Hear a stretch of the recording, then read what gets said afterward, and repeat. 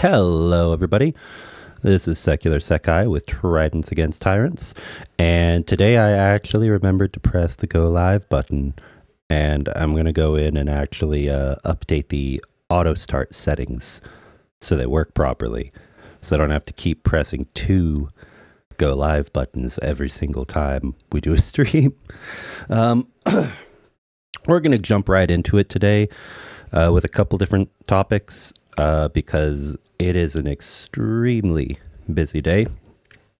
My weekends are usually pretty busy these days, but today even more so than usual, because in addition to this stream and joining the shells later today, I've got some volunteer work that literally is going to have me running around driving until late tonight. So that's going to be fun. But in any case, I've got a few really cool things I want to share with you guys today. So we're actually... Oh, yeah, and I still have a cough. Sorry. I have no idea when it'll go away, but eventually either I will kill the cough or the cough will kill me. So I'm not worried at all because I know what the outcome will be. In any case, we're going to actually turn the camera on for a sec. So I'm going to grab my mask. And I've got some really cool stuff that I want to share with you guys right quick. Oh, yeah, I'll put a Q&A. Q&A up. Thank you for reminding me.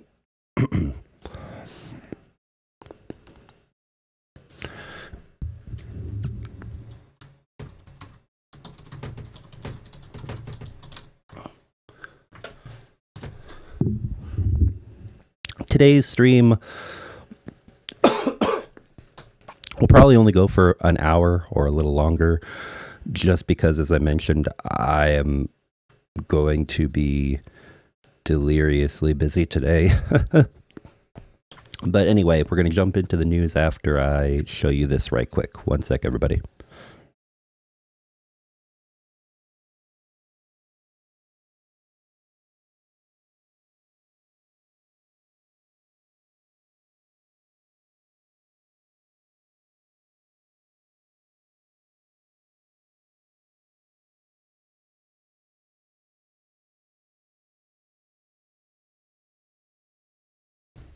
Oh, and also, I was extremely busy yesterday as well, so I didn't have time to put this up on all of the Discord channels like I usually do to let people know. So if anybody wants to go out and share the stream to any Discord servers that you guys know about, the many pro Ukraine Discord servers, feel free to do so, and I'll appreciate it.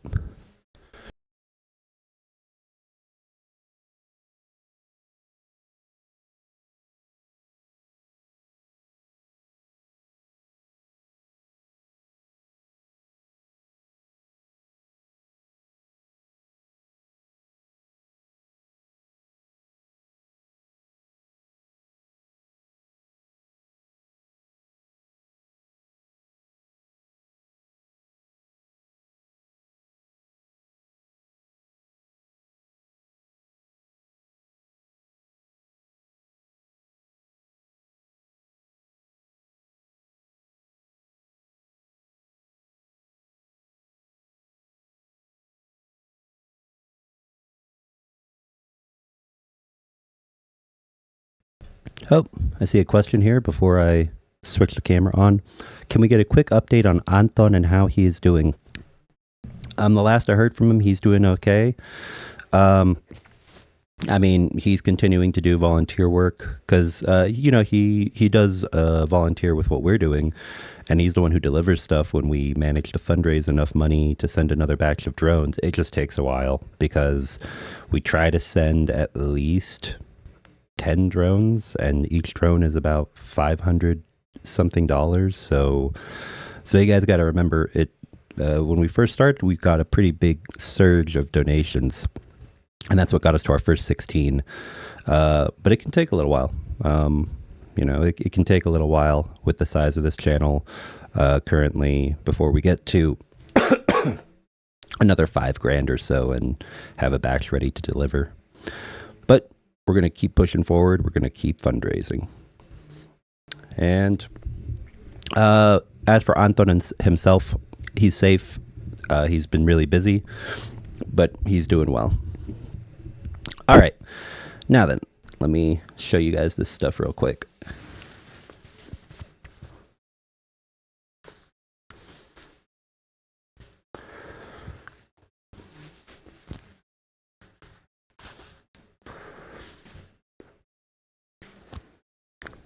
Hold on. Gotta adjust this mask.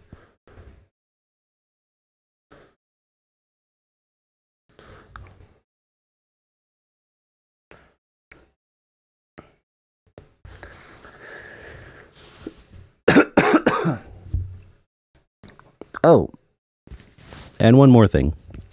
I didn't have time to do it on Thursday, but I am going to make up for the long form video that didn't get uploaded, and that'll be going up tomorrow.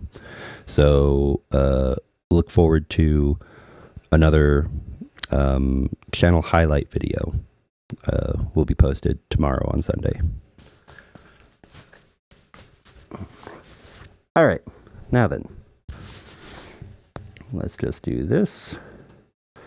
Make it a little bigger.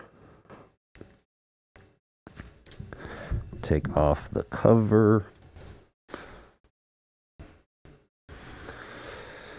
Okay. I don't think I need the headphones right now either. So what I wanted to show you guys really fast before we jump into the news, I finally got a few pieces of mail. I got a lot of mail from Ukraine here recently, and I'm going to go pick up another piece of mail tomorrow from a friend who was kind enough to drive out to where I am and hand deliver it to me.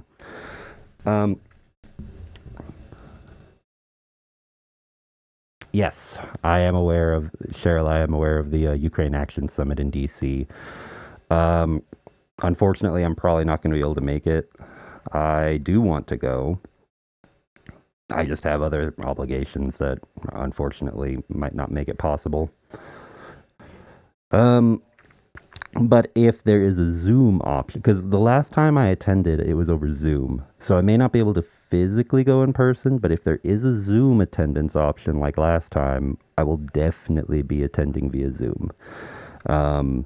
But yeah, thank you for bringing it up.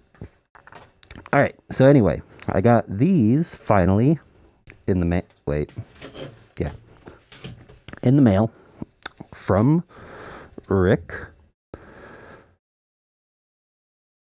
So, Abrams Naffo patch.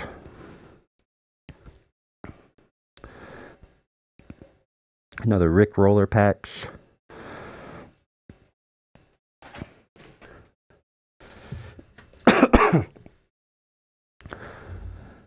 Got a postcard with the famous statue in Kiev. Nadia, it says. It says, "Dear Sekai, thank you for all the continued support for Ukraine and for the channel.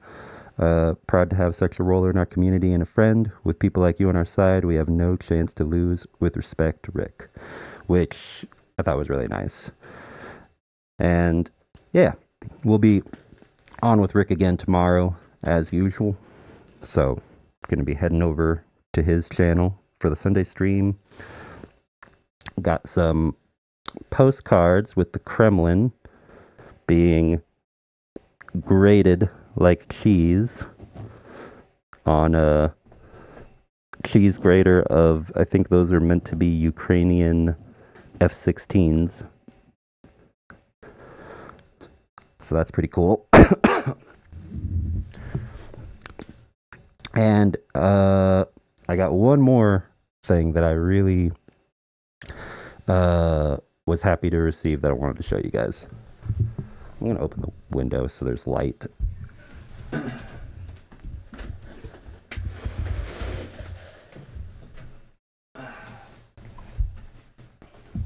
And this was really, really nice. This was a surprise to me. I didn't know this was going to get sent.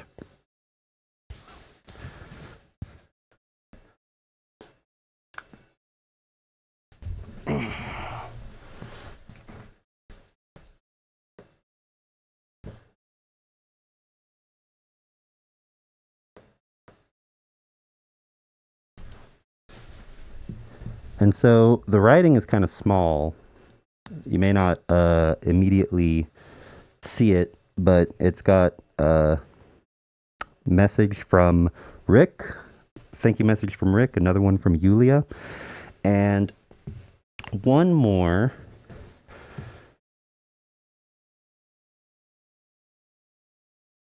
One more from an additional contact of Rick and Yulia. But it's written in Ukrainian. So I need to ask exactly from whom this was. It says Tane M. I believe, if I'm reading that correctly. But yeah. It was very nice. Thank you very much, Rick. And then I have one last thing, and then we're going to jump into the news. This I've been waiting for more than half a year now, and it finally came in the mail. So I was very happy to receive it and wanted to show you guys real fast. First, this was not from Rick. This was from Lila, if all of you remember Lila, and Roman from Voices for Ukraine. First, came with a postcard, which, of course, I love this. Ukrainian tractor dragging an orc tank with the turret just a little impotent, just a little limp.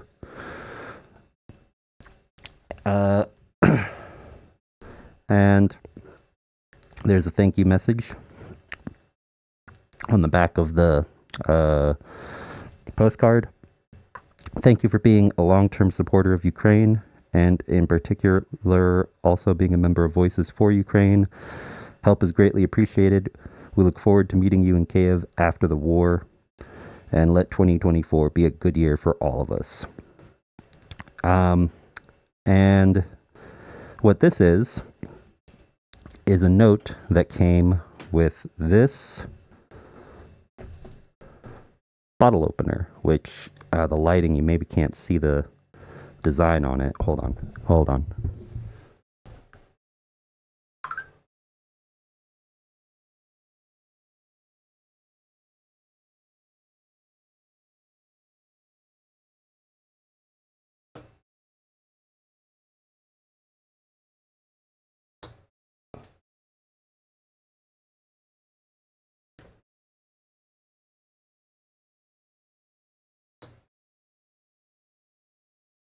Yeah, I think in this lighting it's a little hard for you guys to see it, so I'll read it real fast.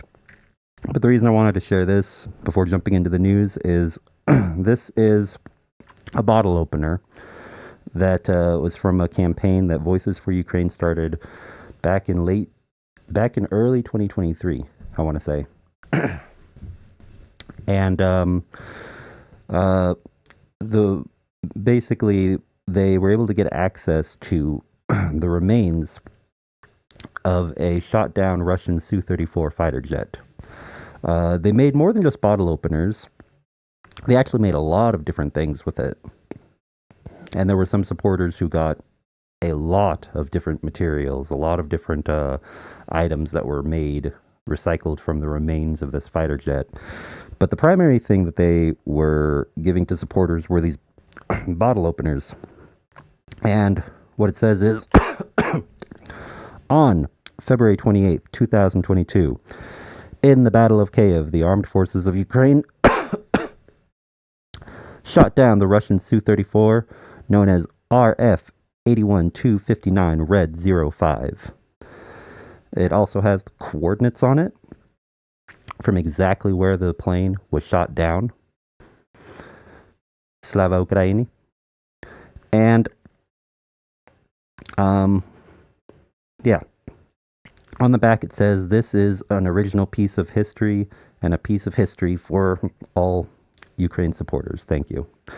And when the war is over, one of the parts of it was Voices for Ukraine invited anyone who has one of these bottle openers to come to Ukraine and for everyone to meet in person in Kiev after the Russians have been driven out. And I very much intend to do so and go present this bottle opener and see everybody from Voices for Ukraine. All right. Anyway, enough of me doing show and tell. All right, I'm going to shut the camera off and we're going to go ahead and jump into the news, everybody. I was just very happy to receive this and wanted to share it with all of you. All right. On we go.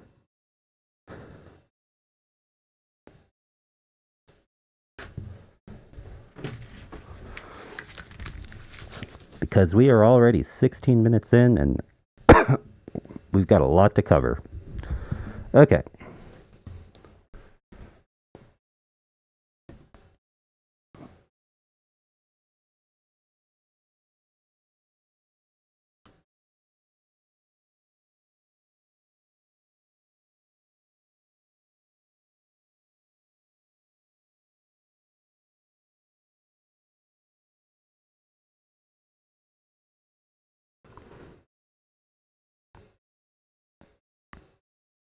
Let me put that on the news so it's not just showing you YouTube Studio.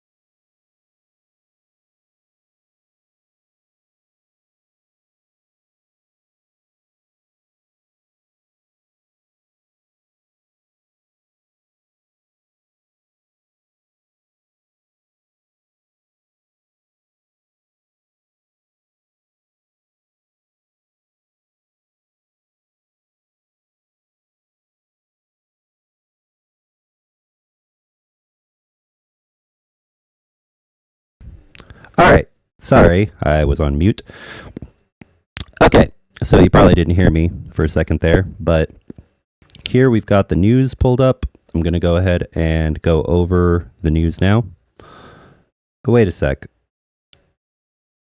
Was I on mute the whole time I was showing you guys all that and I was talking? I really hope I wasn't. I might have been. Damn it. Well, that's annoying. In any case, all that stuff that you saw on the screen, if I was muted, because I might have been, all those are things that I received in the mail here recently. I got a few packages from Rick. I actually read what it said, but I think I might have been muted. Oh, I wasn't? Okay, good, because yeah, that would have really been annoying if I had gone through all of that and been muted the entire time. I think I just went on mute for 1 second while I was setting up the news. In any case, we're going to jump right into it.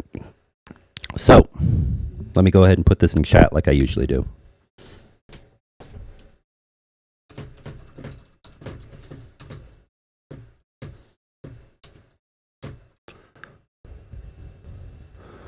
I know. I even started the stream this time without an issue. And next time I'm going to try to fix the auto start settings so that OBS doesn't require me to press 2 buttons and then I end up in a hurry and not starting the stream properly. But anyway, let me also put this in the description.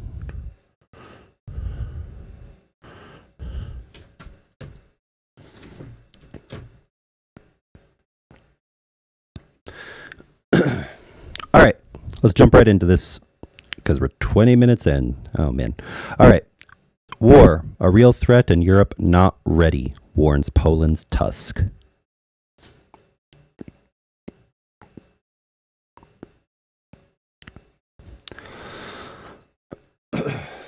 Mr. Tusk, on the right, praised exchange in mentality among European allies, but said the next 2 years were critical.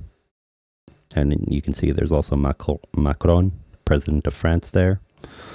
Polish Prime Minister Donald Tusk has warned Europe is in a, quote, pre-war era and Ukraine must not be defeated by Russia for the good of the whole continent. He said war was no longer a concept from the past, adding it's real and it started over 2 years ago. Guys, it started 10 years. It started over 10 years ago, if we're talking about true war analytics of both Cold War and Hot War strategies and tactics used in this conflict. Technically, it's been going on since even before 2014. But, of course, bullets and bombs really started flying in 2014 and then escalated in 2022. Never forget that. All right. He said his comments came after Russia launched a massive attack on Ukraine's energy system on Thursday. Russian President Vladimir Putin said this week Moscow had no aggressive intentions towards NATO countries. That is a lie. I have literally heard Russian children sing about reclaiming the lost land of Alaska. And of course, we've all seen exactly how Russia has reacted regarding Ukraine, regarding Sweden and Finland joining NATO, regarding a lot of things. I mean, I don't even know why I'm saying it out loud, mostly just because it's important to do so, but we all know that the Russians are full of shit. The idea that his country, which has one of the world's largest nuclear arsenals, would attack Poland, the Baltic states, and the Czech Republic, which are all members of the NATO alliance, unlike Ukraine, was complete nonsense, he said. However, he warned that if Ukraine used Western F-16 warplanes from airfields in other countries, they would become legitimate targets wherever they might be located. So basically, he's trying to bluff. He's saying he would attack NATO countries, which he would not. Let's just be clear here. Russia's a bully. Russia will pick a fight with weaker countries. Russia is terrified of fighting anyone who could be on an equal footing or better than them, because they know what that would do to their stability. Not even putting aside the whole nuclear Armageddon, fear mongering that they constantly try to put out there. The bottom line is that unless something drastic happened, like a certain orange tyrant attempting to take the United States out of NATO, if he were to somehow gain power again, which is not going to happen, Russia's not going to attack NATO. But NATO needs to up its military spending. All of the NATO countries. Anyway, After Russia launched its full-scale war in Ukraine in February of 2022, relations with the West reached their lowest ebb since the worst days of the Cold War. Almost 100 missiles and drones were used in the latest Russian attack on Ukraine, leaving several regions experiencing partial blackouts. It was the second attack of its kind in which Russia fires a large number of weapons simultaneously to overwhelm Ukraine's defenses in the space of a week. Ukrainian President Volodymyr Zelensky has called the tactic missile terror and warned attacks on hydroelectric power plants could lead to a major environmental disaster. Speaking to the BBC, the mayor of Kharkiv, where small businesses are relying on generators and industries, is struggling amid blackouts, described the damage to the grid as very serious and said it could take 2 months to fully restore. Appealing for urgent military aid for Ukraine, Mr. Tusk warned the next 2 years of the war would decide everything, adding, "We are living in the most critical moment since the end of the Second World War." Mr. Tusk and Polish President I'm sorry, I don't speak Polish. Andrzej Duda. We're just going to say Duda. Duda held talks earlier this month with President Biden at the White House. Delivering his stark intervention of European security, he pointed out Russia had attacked Kiev with hypersonic missiles in daylight for the first time. He said Mr. Putin's attempt to blame Ukraine for the jihadist attack on Moscow's Crocus City Hall without evidence showed the Russian president evidently feels the need to justify increasingly violent attacks on civil targets in Ukraine. Mr. Tusk used his first interview with European media since returning to the office of Polish Prime Minister at the end of 2023 to urge leaders around the continent to bolster their defenses. He also urged the United States. I'll be honest, Tusk has been very vocal. So, hold on. I just got a message about my stream not getting enough bandwidth. If you guys experience any buffering or any lag, let me know in chat. He said Europe did not need to create parallel structures to NATO, but the continent would be a more attractive partner to the U.S. if it became more self-sufficient militarily. Yes, that is needed. And I know that's not a popular stance with some people in Europe. I know there's a lot of people who are afraid, like, Europe is going to somehow end up just like the U.S., where there's no health care because everything is spent on military and other priorities.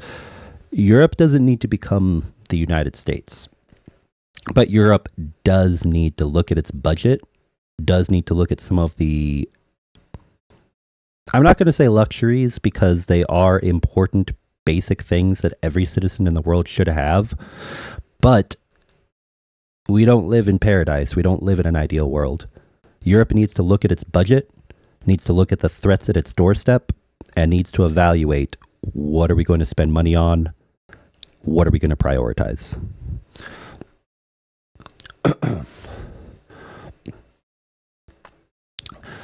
Regardless of who wins America's November presidential election, Poland now spends 4% of its economic output on defense, while other European nations have not yet achieved the NATO target of 2%. Mr. Tusk said Poland now spent 4% of its GDP on defense and called on other EU states to meet a 2% target. Mr. Tusk, a former president of the European Council, has warned Europe must be prepared for war before anything happens, I assume, is what that means. He revealed Spain's Prime Minister Pedro Sánchez had asked fellow EU leaders to stop using the word war in their summit statements because people did not want to feel threatened. That's ridiculous. No beating around the bush. Don't sleepwalk into a World War III. That's what I'll say in response to the Prime Minister of Spain. Well, I would if I had a direct line to him. Mr. Tusk said he had replied that in his part of Europe, war was no longer an abstract idea, warning literally any scenario is possible. He continued, I know it sounds devastating, especially to people of the younger generation, but we have to mentally get used to the arrival of a new era, the pre-war era. When he was Polish Prime Minister for the first time from 2007 to 2014, he said few other European leaders beyond Poland and the Baltic states, realized Russia was a potential threat. Mr. Tusk was more optimistic about what he called a real revolution in mentality across Europe. Meanwhile, Ukraine's newly appointed commander-in-chief, General Oleksandr Syrskyi, admitted in a rare interview that Russia was outgunning Ukrainian forces about 6-1 on the front line. He said Ukraine had lost territory it would undoubtedly have retained had it been supplied with sufficient ammo and air defense systems, and described the situation in some battle areas as tense. Let's see. And there's a quick analysis of the situation on the continent by Frank Gardner, security correspondent of the BBC. It's pretty short. Let's go over it right quick. The latest warning from Poland's prime minister echoes what his neighbors in the Baltic states have been saying for some time. If Russia can get away with invading, occupying, and annexing whole provinces in Ukraine, then new long... wait. Hold on. Then... Oh. How? Sorry. Let me clear my screen a little bit. Then how long, they fear, before President Putin decides to launch a similar offensive against countries like theirs that used to be part of Moscow's orbit. Defense spending per capita is noticeably higher in the NATO countries bordering Russia than it is in Western Europe. Also, this part right here, about countries that used to be part of Moscow's orbit, there's a tactic, there's a strategy to this, guys. I've said it for a long time, I'll say it again. Russia's a bully. They'll go after anyone they see as vulnerable. If they see what they perceive as weakness, that is when they'll strike, both with hybrid warfare tactics involving economics and politics, as well as actual physical warfare, if their target is so vulnerable that they know that they can get away with it without any reinforcements coming. So, after Ukraine, when Russia decides to start going after other nation states that used to be part of its orbit, we already know the big names that, we already know the names of the most vulnerable. Republic of Georgia, Sakartvelo, Armenia, Moldova. I mean, these are countries that are logical next steps if the Russians feel that they can get away with harassing and terrorizing them. And then, as for other nations that are part of NATO that used to be part of Moscow's orbit, as I said before, anything that weakens the alliance, the U.S., talk about the U.S. leaving NATO, or talk about European lack of resolve to actually stand and fight in the face of aggression. These are things that Russia will attempt to stoke, attempt to exacerbate, and then maybe in 5 years, maybe in 10, maybe in 50 or 100, whatever the case might be, whenever they see it's opportunism. If they see an opportunity, they'll strike. So don't ever forget that. And that is why we have to stand against the Muscovites. All right. Vladimir Putin, who critics say has just reappointed himself to a fifth presidential term in a sham election, has recently said he has no plans to attack a NATO country, but Baltic leaders like Estonia's Prime Minister Kaja Kallas said, say Moscow's word cannot be trusted. In the days leading up to Russia's full-scale invasion of Ukraine in February 2022, Russia's foreign minister, Sergei Lavrov, dismissed Western warnings of the imminent invasion as propaganda and Western hyperbole. Yeah. And we all see how that turned out. In any case, bottom line is this entire article is really meant to highlight something that all of us, I think, have been quite aware of for a while now. And that is never trust the Russian government or military, especially not the military. Anytime you see a Russian official speaking, about 95% of the time, they're lying. If not 100. And yeah, it's not just an American thing. It's not just a European thing. It's all across the NATO alliance and beyond, including the countries that are not part of NATO that need protection, such as those mentioned earlier. Everyone needs to be steadfast, strong, and ready because more war is coming. All right, let's move on to the next piece of news. CF Beauty in chat was very kind to assist with oh shoot, hold on. Let me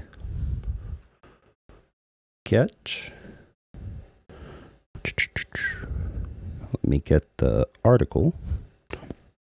Was very kind to assist with with several news articles that we're going to be covering today. And we are already 36 minutes in. We're going to go a little over an hour.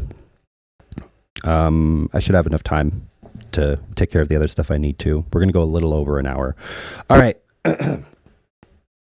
First piece of news from news.sky.com. Come on. Oh. Psh. It actually opened. I opened it in Adobe, but it also opened in my browser automatically. Sorry about that. Anyway. Next piece of news.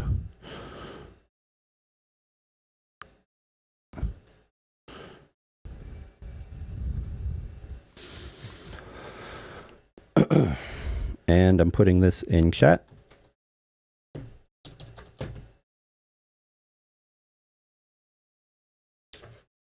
Also, I'm going to check the Q&A right now. Let's see if we have any questions yet.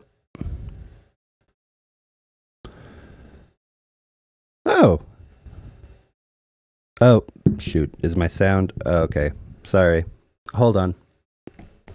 Is the sound a little off, guys? It's not that I don't think I'm too close to the mic. I think it's the way I've got the settings. Hold on. Shoot. Yeah, I see it in the red, but I guess I might be getting a little too loud. Anyway, no questions yet, but thank you for letting me know.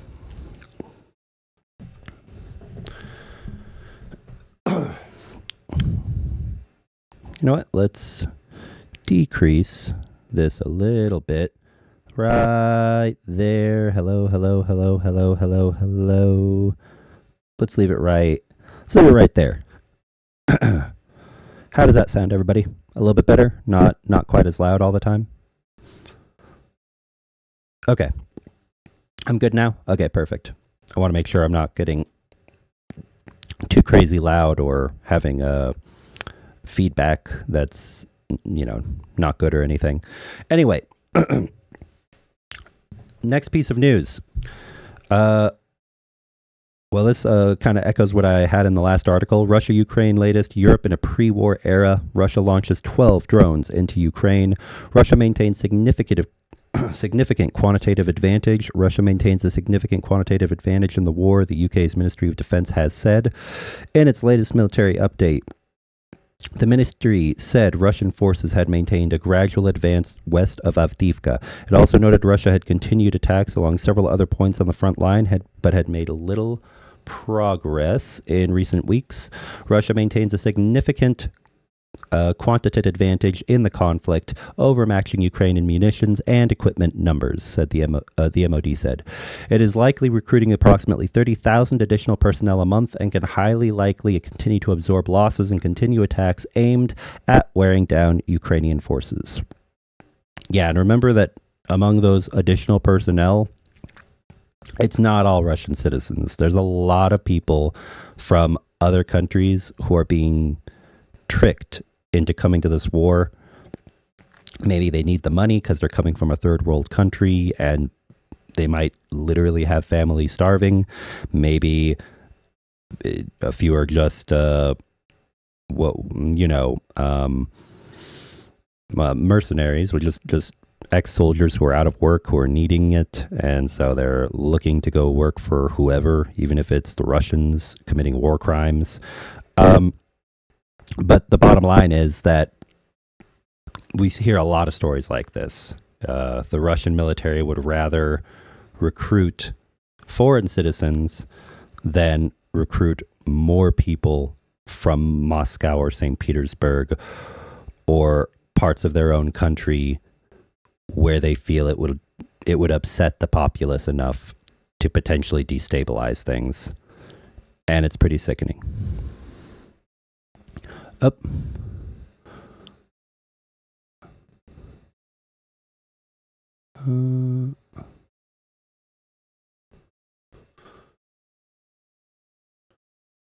Let's see. I see a question right quick. All right, after this article, I'll go ahead and jump into these questions that I'm seeing. I do see your question, Saul, and there's and I see CF Beauty also sent it over. All right. Some EU clients refusing to buy products made of Russian metal. Russia's Nornickel, the world's largest palladium producer and a major producer of high-grade nickel, has said that some clients in the EU have refused to buy products made with Russian metals. And good on those clients. I wouldn't be buying anything from Russia. Ever at this point. Ever until the day that I die, guys. It's bad. All of this is horrible.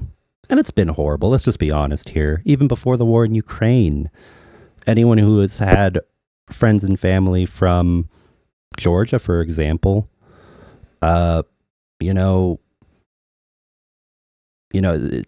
things like this, you don't realize how bad it is until it affects you and people you know and care about. And yeah, this is something that many people have been aware of across Europe for many years, but other parts of Europe and the Americas and just other parts of the world in general have become complacent and forgotten about exactly what Russia is. Well, there's definitely a wake-up call now, that's for sure. Although Nornickel itself and its metals is not a target of Western sanctions, some consumers are voluntarily shunning deals for its metals and of products made from Russian raw materials, Anton Berlin, vice president of sales, said. Nornickel's Finnish Harjavalta plant, which produces battery materials in Europe for electric vehicles, was affected, he added, as an example of the rejection of products made from Russian materials.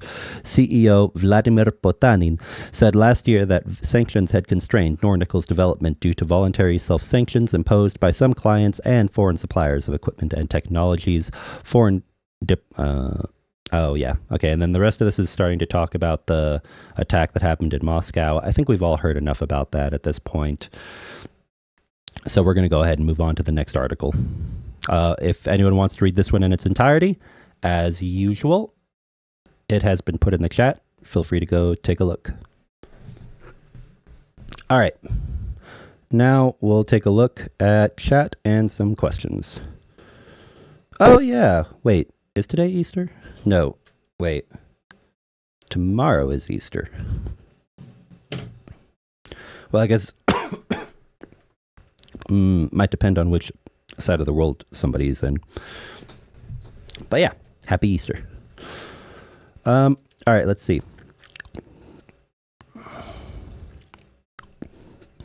Oh, we have a couple of them. Oh, well, CF Beauty, you might be able to answer this in chat because I don't think I've actually been sent the agenda on exactly what we'll be discussing. But why Ukraine, the last alliance, James, is asking, what are we talking about on the shills tonight? And that's, we're just going to let it be a nice little preview. But James will be joining today. Spoke with Dick about it earlier. And if you happen to have a rundown, a preview you don't mind giving us, CF Beauty, let us know in the chat, please. Thank you. Oh, and tonight is going to be Why Ukraine's time, because he's currently in Ukraine.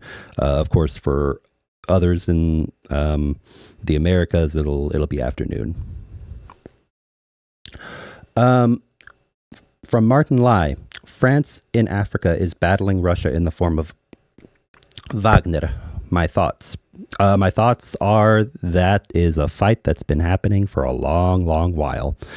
And if we're talking about, remember that it is a form of strategic, I mean, there is espionage involved, but Wagner, of course, is a private military group that acts often, very often, on behalf of the Russian government and gives the Russian government itself plausible deniability, if you will, to a certain extent, because then they can just claim it's not us, it's this company.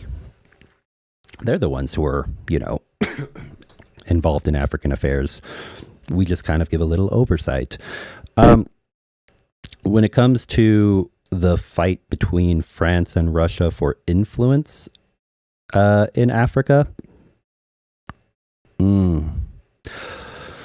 Russia is trying very hard to win over various governments across the continent, especially those who have grievances with France, the UK, the United States, other European and American continental countries with histories of colonialism, expansionism, in the U.S., Manifest Destiny, things like this from back in history when, of course, those countries were committing acts that definitely were pretty bad, pretty horrific.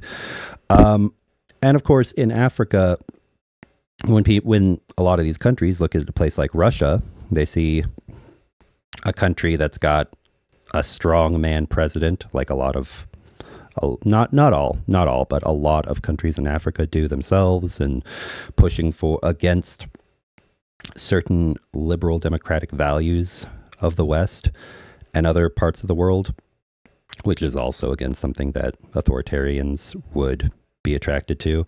And as far as being able to sell it to their own domestic population in some countries, perhaps the educated among several of these countries in Africa are aware of Russian colonialism in Europe and expansionism and military aggression and some of the horrific things they did to other Europeans.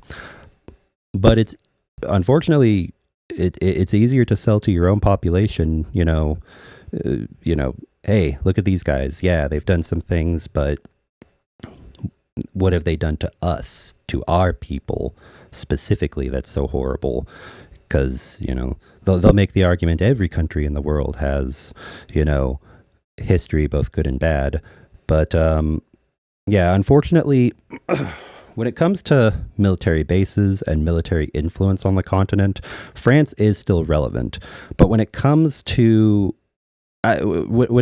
information warfare, when it comes to propaganda warfare, information warfare, winning the hearts and minds of local populace, it's very hard to do something like that when you have a reputation like France does in Africa. So anyway, my thoughts are that France is doing what they can, and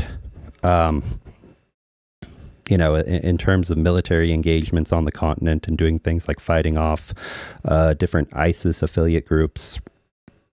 Well, they've pulled out of a couple places, but they'd been doing that for a while. As far as driving Wagner out of certain places, like, for example, their influence in in Sudan and other parts of sub-Saharan West Africa. Yeah. I don't think I can really give an edge to one or the other. It's still a lot of the same. It's still, Russian influence isn't going anywhere. French influence isn't going anywhere. There would have to be some kind of very large upheaval in the political structure of the continent for something like that to happen. Anyway, good question. Thank you. And from Salty, can you tell us more about the discharge petition filed to remove Mike Johnson as Speaker? This is a very good question. And a very important one, too.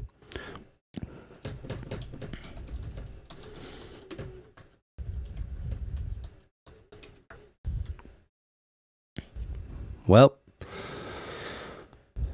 I mean, the last that I've heard, it's still being worked on. At this point, all of the contacts I have aren't even bothering, of course, to try to appeal to Mike Johnson to pass Ukraine aid.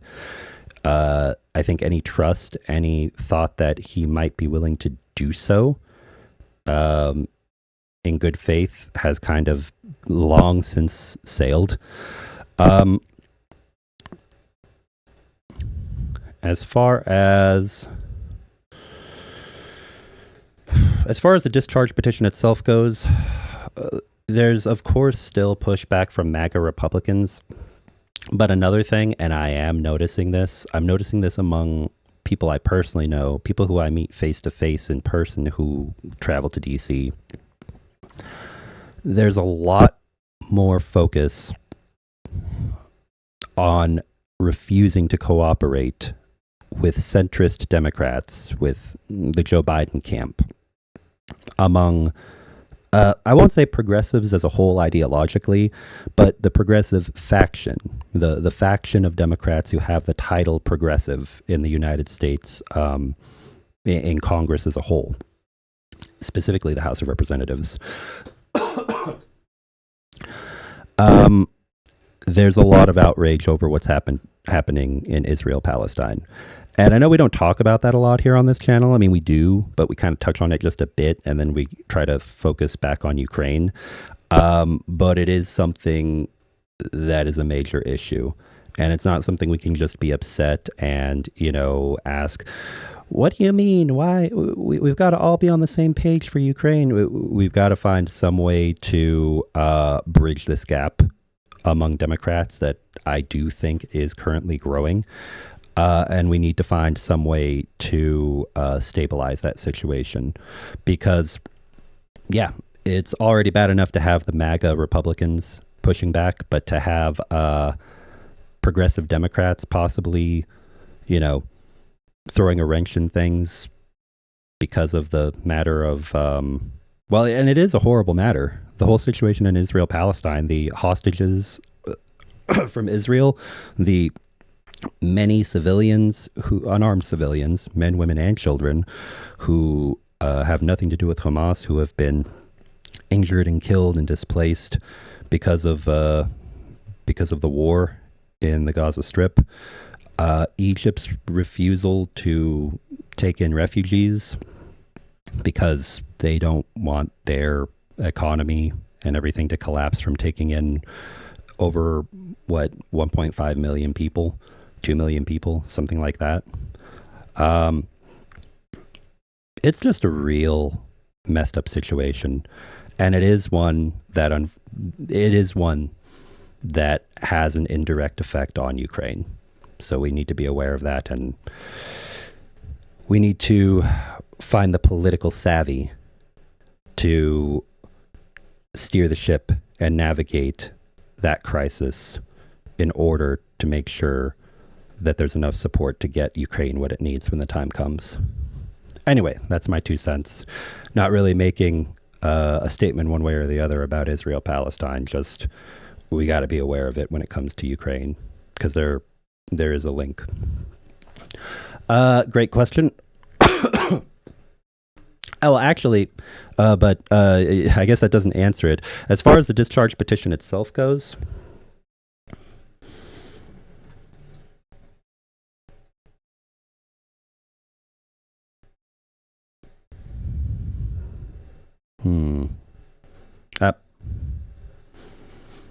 here it is.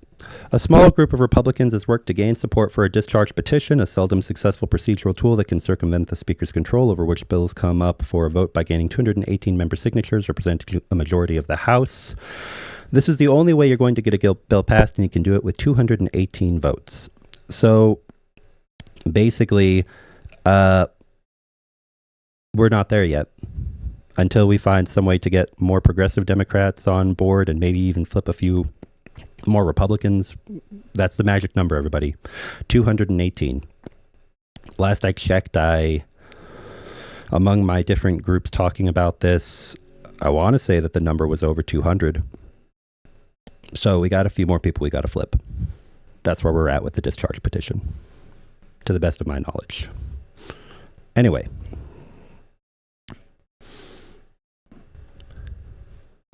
Yep.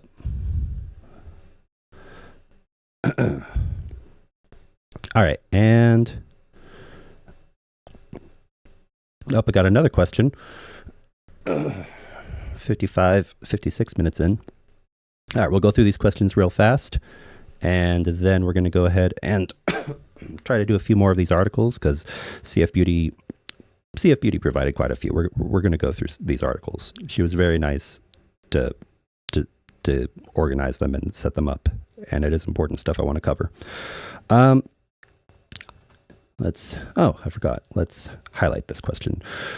From CF Beauty, what are your thoughts about all the Republicans retiring early, and do you think that Democrats will get control? Possible Hakeem Jeffries will be Speaker. Do I think that Democrats will get control before the election, before November? No.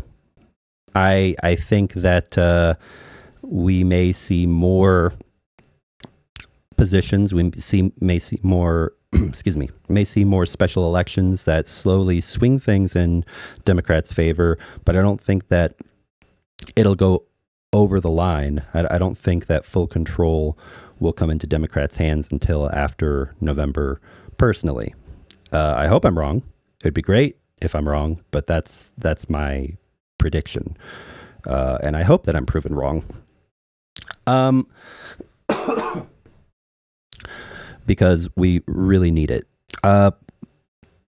This may sound like, actually, maybe not like a broken record, because I don't think I bring this up too often, but guys, whether you're a Republican, a Democrat, an independent, you usually vote third party, whatever the case might be, if you're an American, go Democrat. That is my opinion.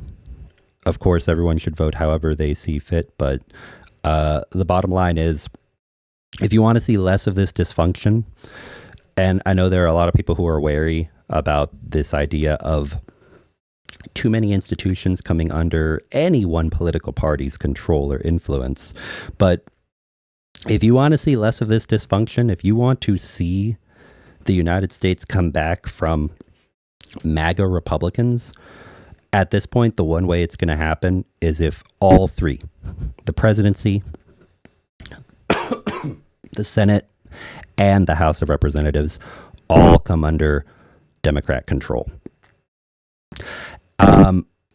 Right now, there's 2 out of 3. That's not enough. And you have to keep in mind that even with if all 3 of those come under Democrat control come November, there still is going to be the Supreme Court, which is in conservative hands, pretty solidly in conservative hands. And the split in the U.S. has been pretty bad for a while. Of course, it's hyper-focused on how bad it is right now, with this being an election year and Donald Trump being the threat that he is to American democracy. But yeah, that's where we're at. Either there's enough support and all three of those institutions have power. And let me emphasize that part. Institutions of power come under the control of a party that is not dysfunctional and infiltrated by fascists and literal traitors who do business under the table with the likes of Russia or with theocrats, both domestic and foreign, or next year is going to be a whole lot more of spoilers and minority caucuses and factions trying to block things strategically for their own means, their own machinations and agendas in Washington, D.C. We got to vote these people out, everybody, because either they get voted out or we see more of this, and who knows how long it can go on before the U.S. feels some real strain and more skepticism from allies about how seriously the U.S. can be counted on as an ally. Anyway, thank you for a great question. And from Why Ukraine, I'm sorry you're sick. Thank you. I appreciate it. I'm really not that sick anymore. Like I don't have any other symptoms except for this cough. And the cough is a little better. It's not as frequent as it used to be. I was just told that it's a post-viral cough, so it might take a while for it to go away. If it isn't gone by next month, I'm going to go back to the doctor and, I'm going to demand something to help me get rid of it. All right. Anyway. All right. We're 1 hour in. I got a little more time, so let's keep going. Next piece of news. Oh, also, let me go back to regular chat real fast.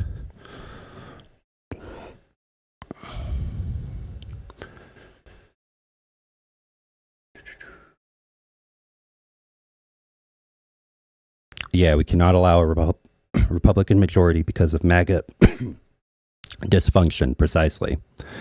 Yeah, precisely.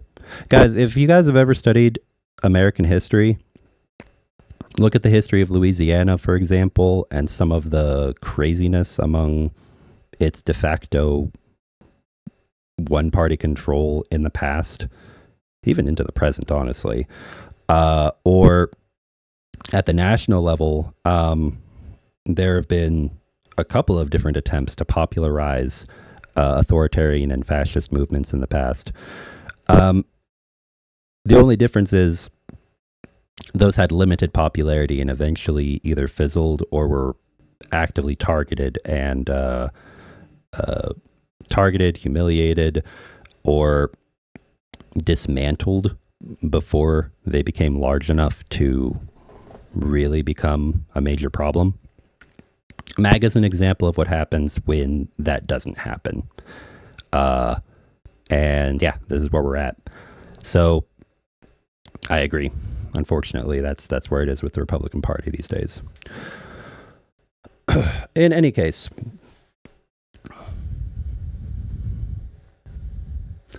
all right. Next piece of news. Oh. Wrong browser window. Come on.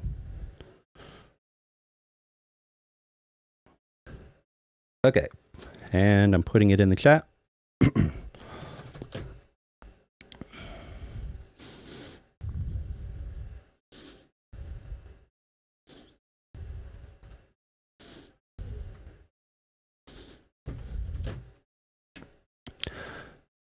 Come on. Reader mode.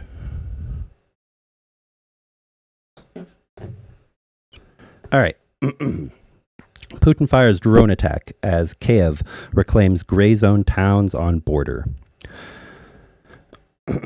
And Zelensky rejects Putin's claims that Ukraine involved in Moscow attack.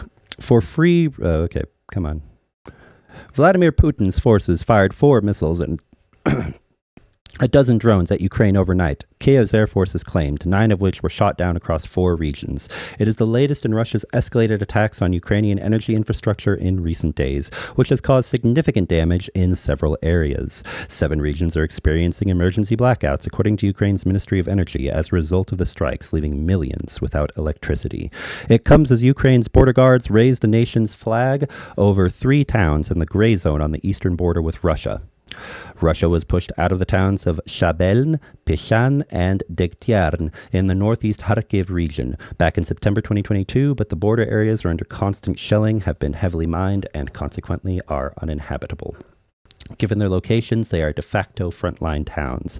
Border guards of the Steel Border Offensive Guard Brigade control the area, said the State Border Service on Telegram. We remind the enemy that this is our land, and he has no place here.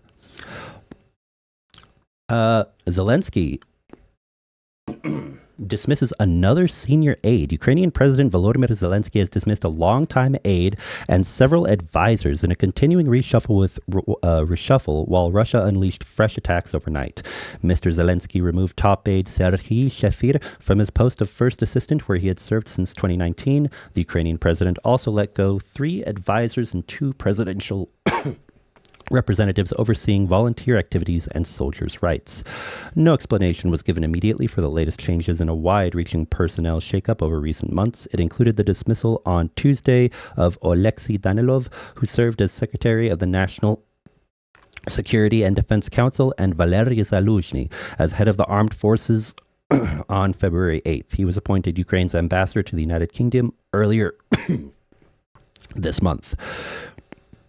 Ukraine's President Volodymyr Zelensky delivering his evening address in Kiev.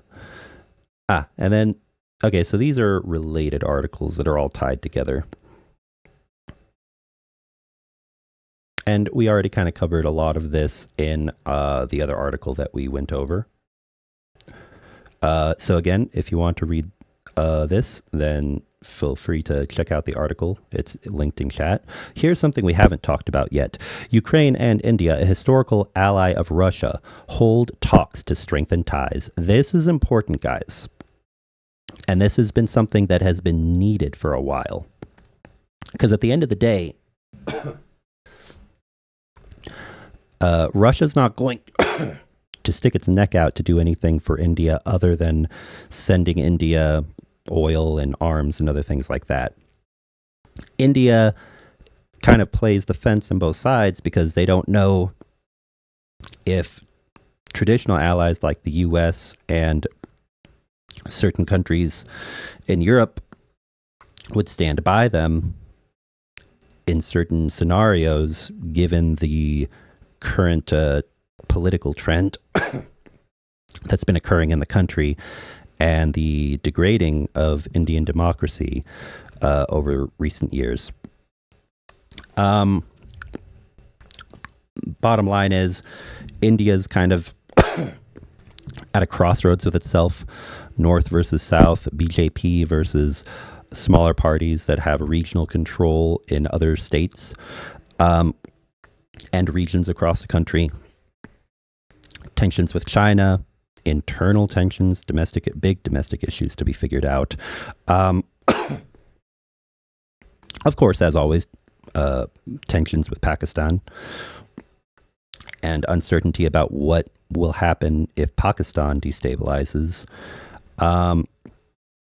There's a lot going on.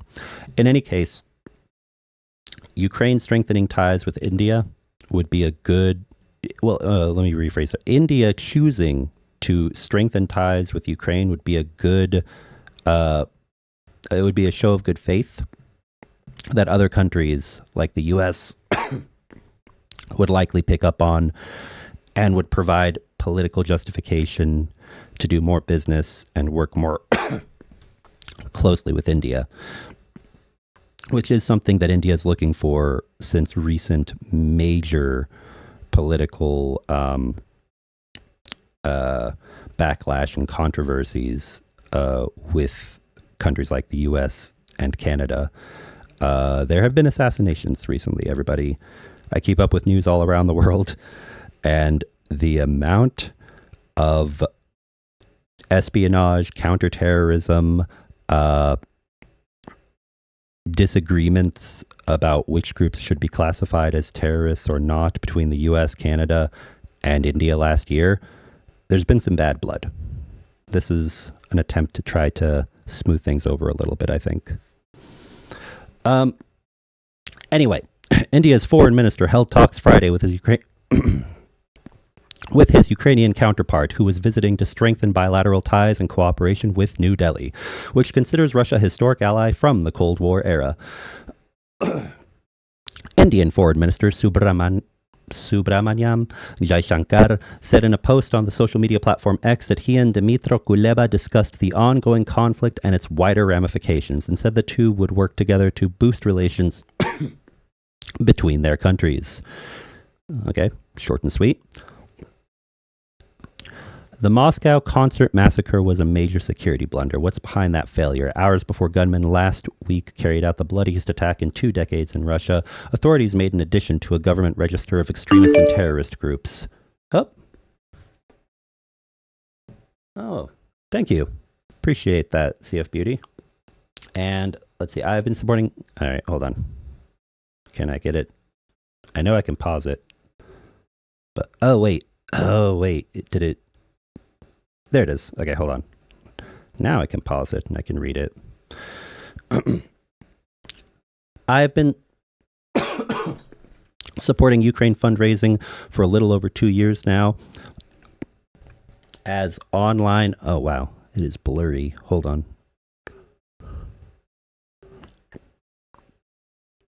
Come on, YouTube. Don't give me blurry quality.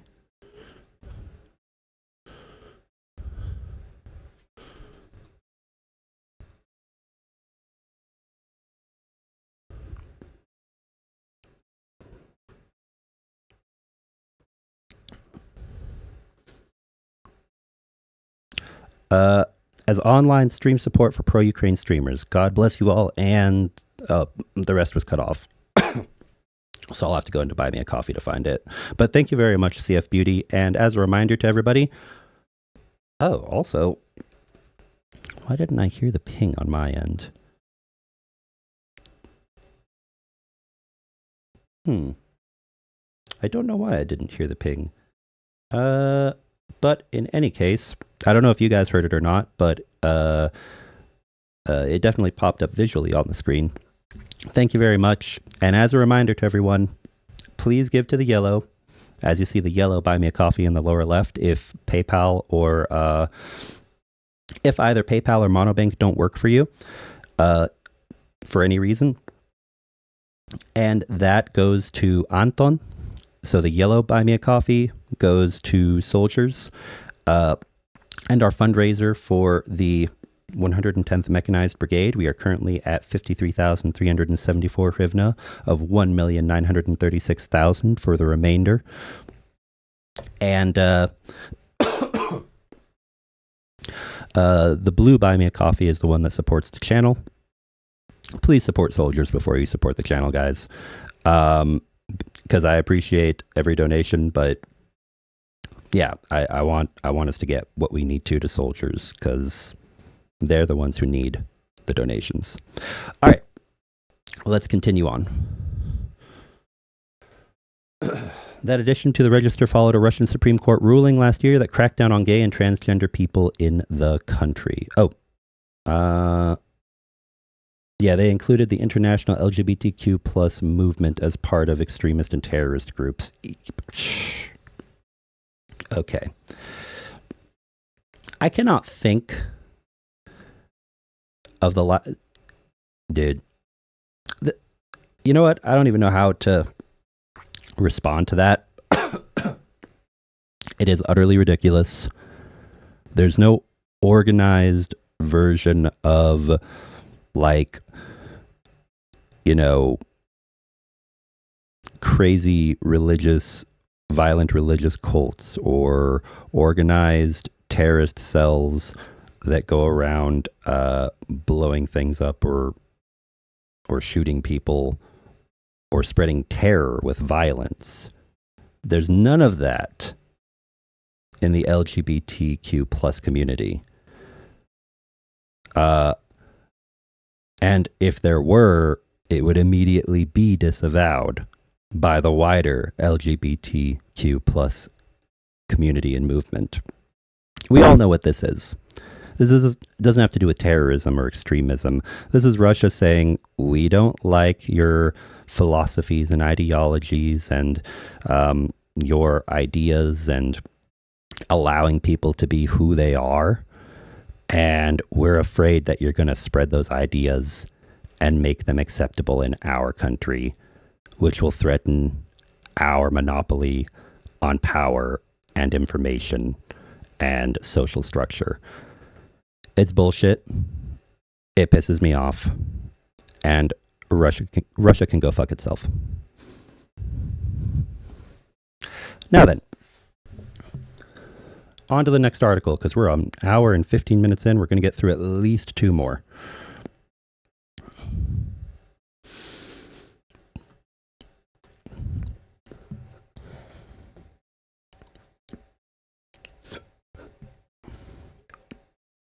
Let's see. Let's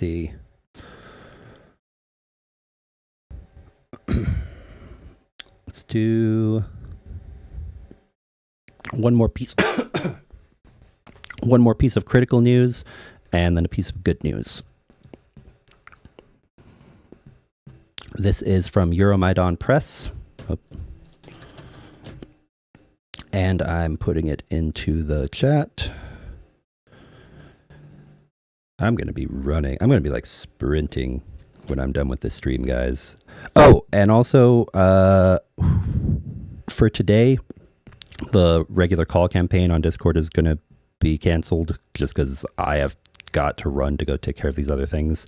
So anyone who doesn't want to take part, please call your representatives specifically about the discharge petition. Call your representatives and tell them to support the discharge petition in the House. Don't bother calling Mike Johnson. At this point, we just need to get people on board for discharge. All right. Russo-Ukrainian war. Oh, wait. Yeah, okay. That's in the chat now. Russo-Ukrainian war, day 765. Zelensky warns of retreat as Russian forces outgun Ukraine 6-1 amid stalled U.S. aid. Russian forces outgun Ukraine 6-1. New military chief says Ukraine's armed forces commander Oleksandr Syrsky gave his first interview since his appointment in February. Russia targets more power plants as Ukraine downs 58 out of 60 explosive drones and 26 out of 39 missiles. Russian forces launched an air attack on Ukraine's energy infrastructure using drones and missiles, damaging power plants. Ukrainian air defenders downed 84 of 99 air targets. Unconfirmed reports suggest a possible violation of Moldova's airspace during the attack. Russian missile strike on as I said before, Georgia, Moldova, Armenia. And there may be a few others, but those are the big ones. Russia will go after whoever they see as the isolated, smaller kid on the playground. And then if they can somehow stir up enough drama among the other bigger kids to feel like they can take them on, then they'll go and try to pick a fight with someone bigger. That's the way that Russia operates. Russian missile strike on Odessa leaves children wounded. Despite Ukrainian air defense forces shooting down both missiles, debris from the Russian attack on Odessa resulted in injuries. UK intel, Russian high-value vessels redeploy from Sevastopol due to Ukrainian strikes. Ukrainian strikes on occupied Crimea's Sevastopol naval base compel Russian high-value vessels to use alternative ports, demonstrating Ukraine's success in reducing the Black Sea Fleet's ability to project power in the region, per UK intelligence. Now, they aren't specifying exactly which ports. I'm sure that they're probably referring to a few other ports actually there in Crimea. But don't forget that Republic of Georgia is 20% of their land is occupied by Russians who support separatist forces in Abkhazia and South Ossetia. So in Abkhazia, there's a new naval base they've been putting together. And yeah, the Russians aren't stupid. They know that they're vulnerable. They know that a lot of their naval assets are at risk. So I expect we will see more things potentially stationed in Republic of Georgia's illegally occupied territory, which then creates a target for Ukraine and a decision on Ukraine's part to either just let the ships stay there or to strike and create an opportunity for Russian propaganda and misinformation to say Ukraine attacked Georgia or Ukraine entered the airspace of a third party, another sovereign nation, without giving full details, and basically just try to stoke the flames and the drama that way. So yeah, Russia will do just about anything in order to get their way, unfortunately. And we have to be aware of that, and we have to educate people on what is happening.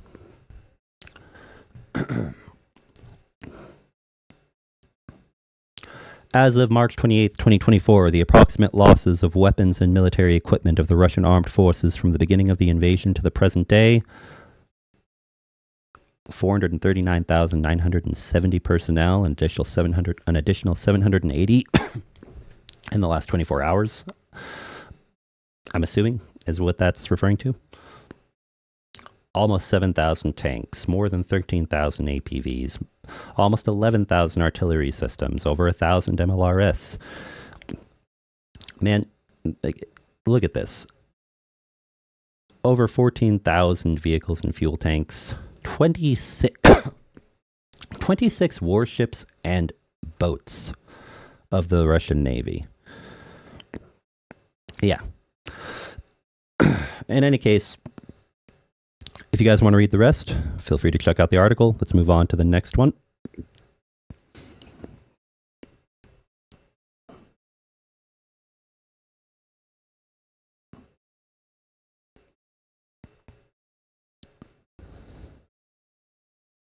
Yeah, that's up to date as of March 29th. Yeah, it is incredible. The numbers are staggering. Oh, man. All right, on to the next article. We're going to do one more, but we'll close on a good note.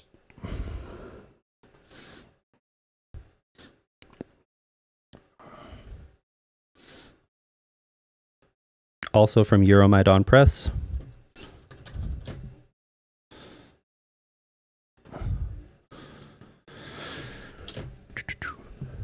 Ukraine receives $1.5 billion in World Bank aid for reconstruction and social needs.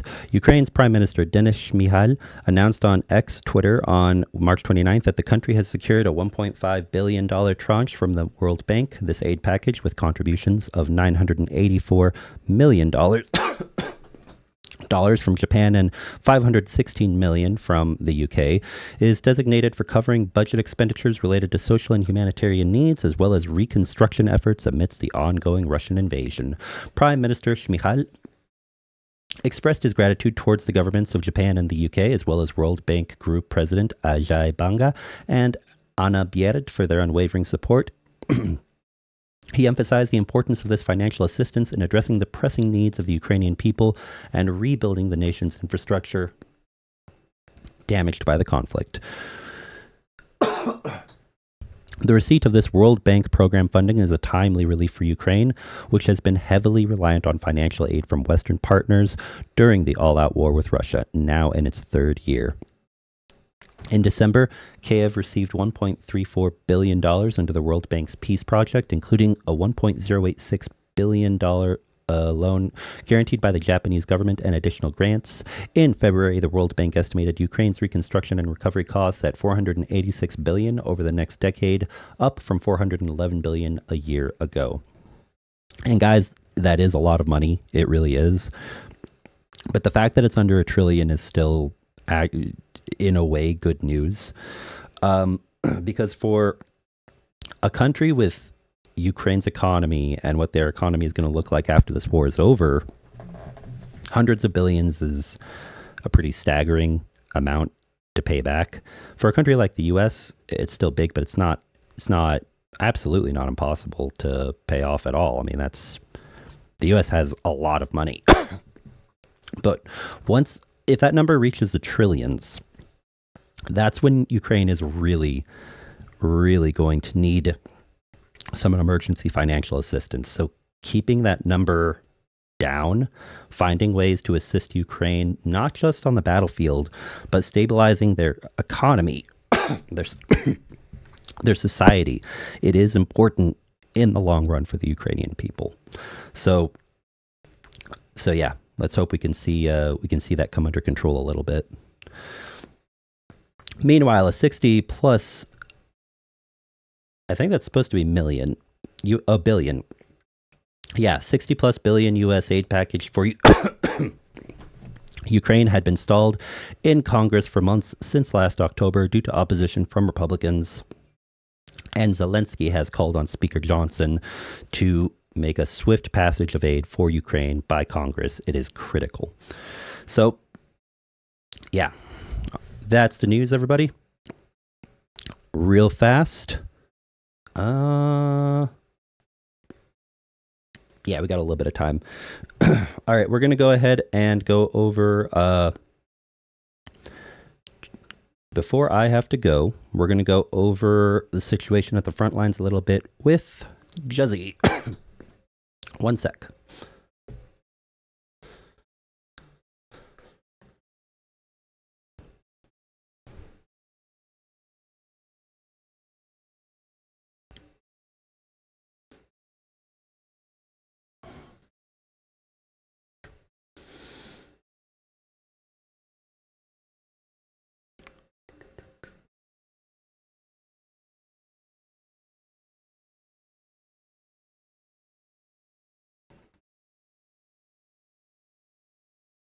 All right.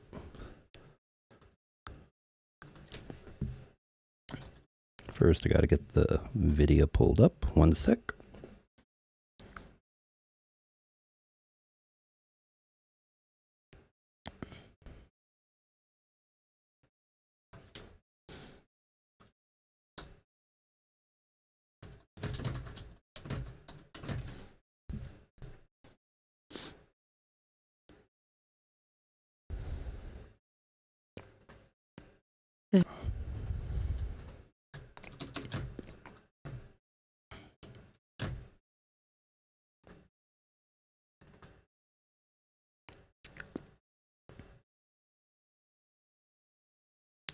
Okay, let's see here. I do not think I'll be able to avoid this ad. One sec. Guys, $140 per month to now just $45 per month. Both are for full coverage, of course, but this one costs way less. Okay, one sec. How? Come on. Great. To act. There it goes. All right, now we're going to go ahead and jump right into this. And I'm going to see if I can't figure out... Hold on.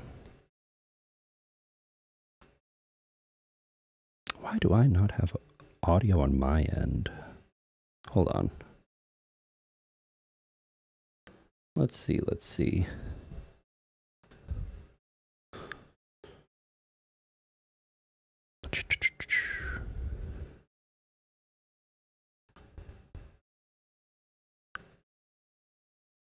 Let me just check this real fast.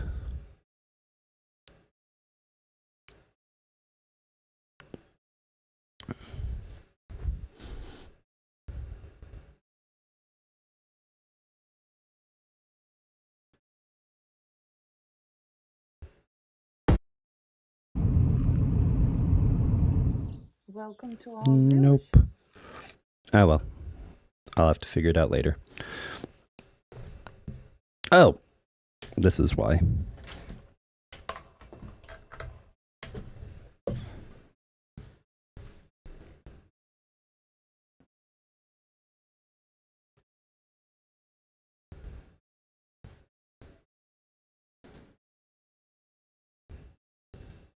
No, it's not. Oh, well. All right. Well, yeah, whatever. All right. I'm going to go ahead and start the video. Let's also turn off the...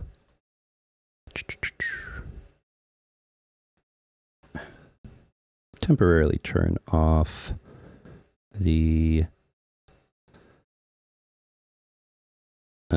progress bar.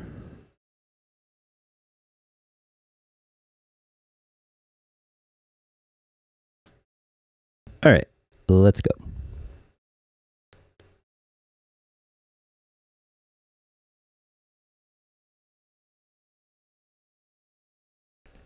I'm going to turn captions on so I can see.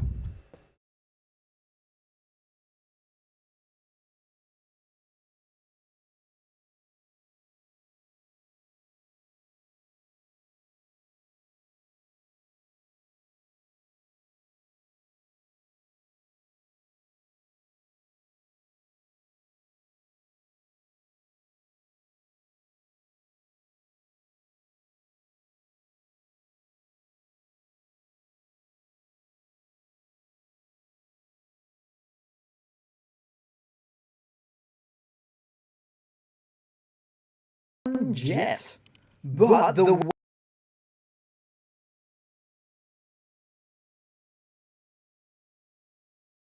Sorry, everybody. I just realized that I had muted it for the ad, so there wouldn't be volume, wouldn't be a noise from that ad that popped up. Now we're going to go ahead and have sound. Day 764 of the Ukrainian war map. And I'm also able to hear it. Also known as the Russo-Ukrainian War. Chelsea here, and today is another update as I take a simplified and down-to-earth approach to some of the most important happenings on the ground in Ukraine. So starting off, we'll take a look at those Russian losses, as currently Russia sits on more than 440,000 military personnel losses. So a little bit of a milestone there, and that figure also represents an additional 820 in the past day. Then, as for hardware losses, 8 tanks, 27 APVs, and 28 artillery, and 1 jet. But the way in which that jet was destroyed disallows its entry onto these stats. Which I never think is quite fair, but it just goes to show how conservative some of these already startling figures are. So we'll head across to the map now and take a look at that jet loss incident. Because after a pilot ejected, a Russian warplane plummeted into the Sevastopol Bay in occupied Crimea, about 200 meters. There's an echo? That's so weird. I had the mic muted, but for some reason it's got an echo. Okay, one sec. Hello, hello. From the shore. That's so weird for some reason. The main mic is also picking up on the audio for the, from the browser. That's really weird, but I should have a fix for that. One sec.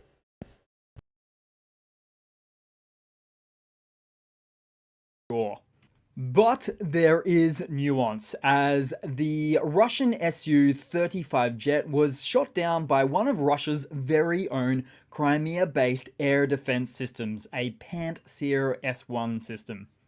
And it wasn't so long ago, just last month, that Russia lost a large string of jets and planes, and even 2 A-50 AWACS radar planes around the same time, with many of which submerged and promoted to submarines. But also, it wasn't long ago that Putin himself was saying that something like this could not happen because of Russia's amazingly modernized friend or foe identification systems incorporated into their air defense systems.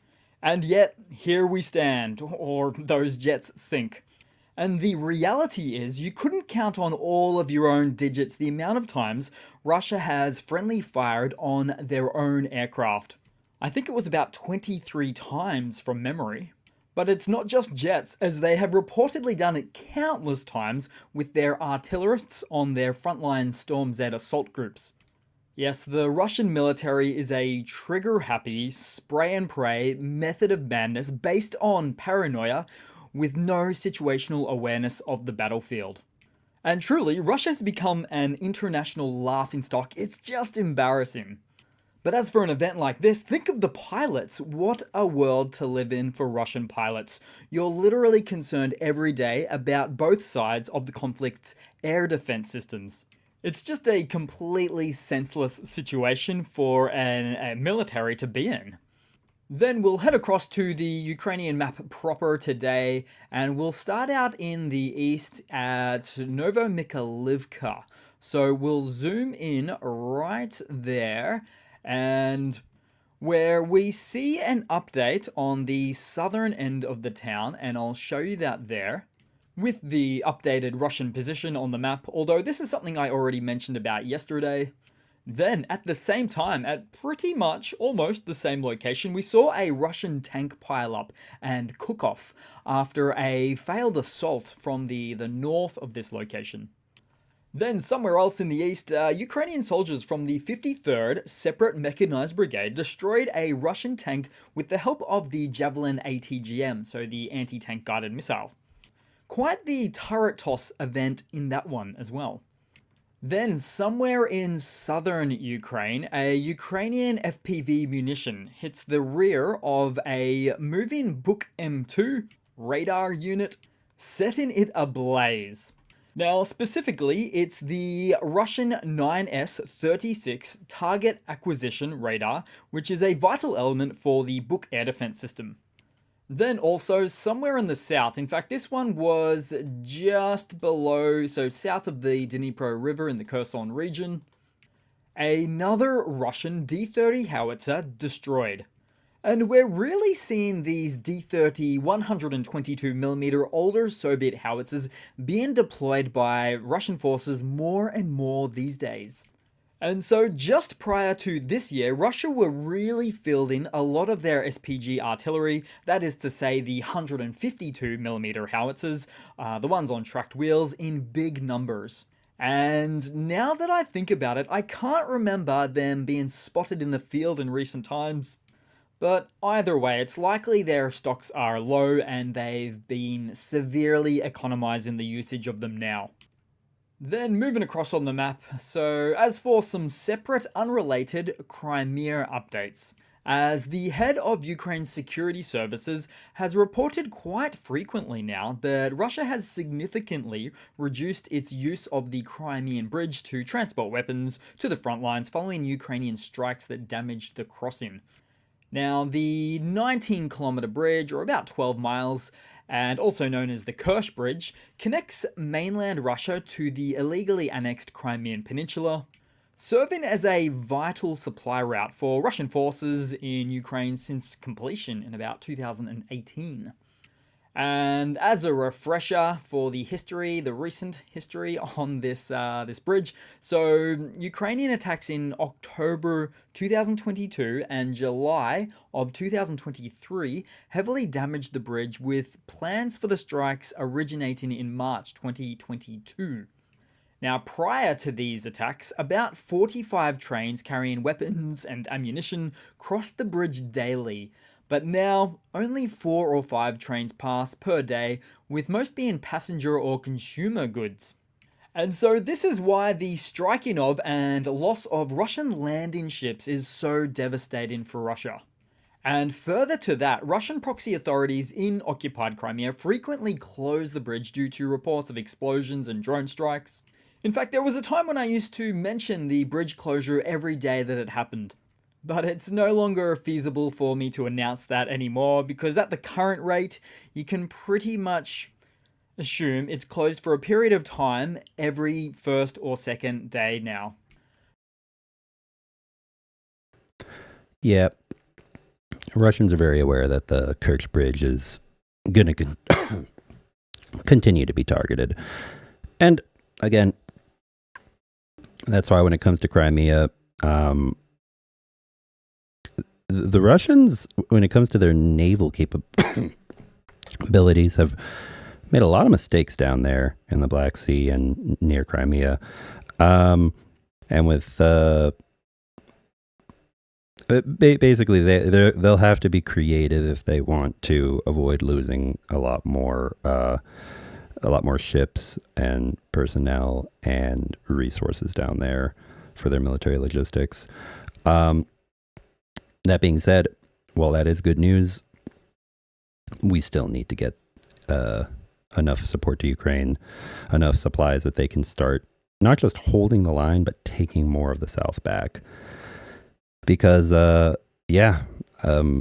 current expectation, I think I saw another article the other day, is before November, probably by June or July, there likely will be another big Russian push. And Ukraine needs to have, at bare minimum, enough to hold the line against another surge of Russian aggression. And, absolutely needs to have enough not just to fight off the Russians, but to take back land. Again, it's not a good situation, guys. But even if it's not for the counteroffensive right now, even if that's going to have to come later, we need to get supplies to Ukrainians so they can not lose more land and people. Period. We got to get more stuff to Ukraine. Then, as for the map a little bit more generally, in an interview with CBS News, Ukrainian President Zelensky warned that Russia might launch a major offensive in late May or June. He emphasized the urgent need for increased support from allies to bolster Ukraine's defenses against anticipated assaults. Now, despite the stabilization on the battlefield compared to previous months, Zelensky stressed that Ukraine requires additional arms, particularly Patriot air defense systems and artillery, to effectively prepare for the potential Russian onslaught.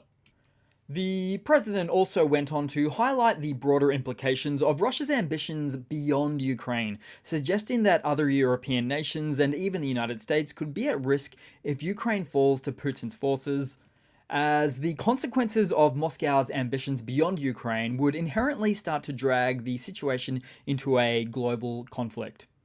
Of course, Putin recently said he won't attack NATO or anyone else, but he says a lot of things, and he makes a lot of bad decisions. And frankly, he says a lot of lies, like you can see right there on the screen right now. And so the world needs to stand up to a bully, otherwise those bullies will just walk all over you. Then headed across to some news for today. So the Czech Republic has now concluded deals for 1 million artillery shells to be sent to Ukraine, with initial shipments expected to commence in April. Now, this sizable initiative led by Czechia has garnered support from 15 countries who have pledged to finance the €2 billion endeavor. And of note, the contracts actually exceeded the initially announced 800,000 shells by an additional 200,000 rounds, bringing that total to 1 million. Of note, there is also a separate 500,000 shells being sourced later by the same initiative as well. And although the suppliers remain undisclosed, speculation points to Turkey, India, South Korea, and South Africa as potential sources. Then in some other hardware news updates, German Defense Minister Boris Pistorius handed over a new military aid package for Ukraine worth €500 million. It includes quite the laundry list of items, most notably including missiles for the Patriot air defense launchers, and bridge layers, mine rollers and mine clearers, ammunition for Leopard tanks, 20 Marder IFV, so the infantry fighting vehicles, and much, much more. Then in some related hardware news... That's very welcome news from Germany. Okay, so we're going to pop over to the end and just see this last closing bit. because I do need to go, everybody. All right. And let's check this out, and then we're going to close out the stream.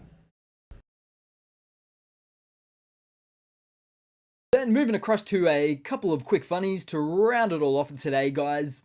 So, starting off, a Russian tank operator deep within Russia at the Nizhny Tagil region, seemingly lacking training, driving on the streets as it has a bit of a fender bender accident with a civilian car.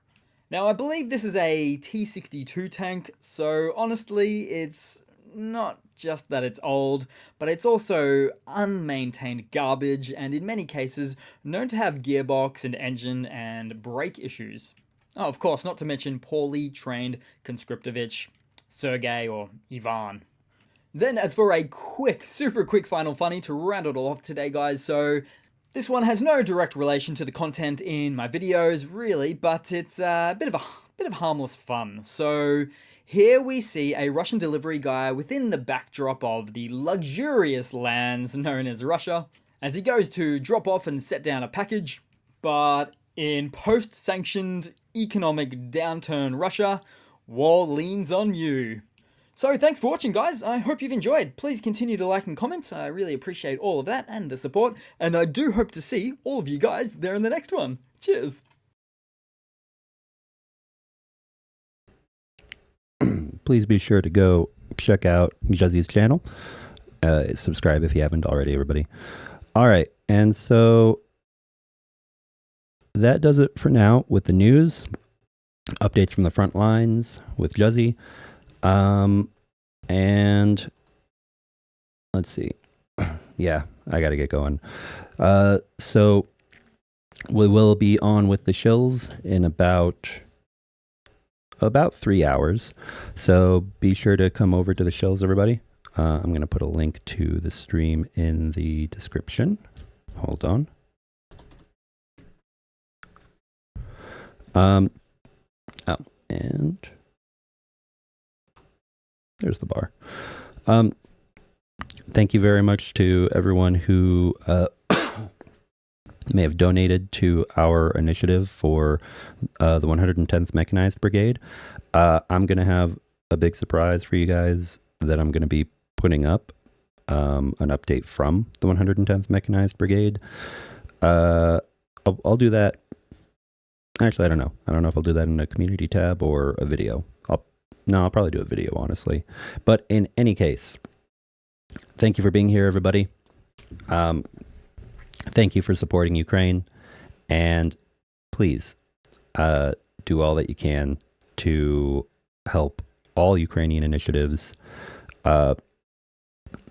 Soldiers need help. Civilians need help. We got to put more pressure on politicians to get funds to where they need to go in Ukraine. All right, everybody. Thanks for joining. See you in a few hours. And Slava Ukraini. Oh, wait. Hold on. Let's make sure there aren't questions I missed. Nope. Damn cough. All right. Thanks, everybody.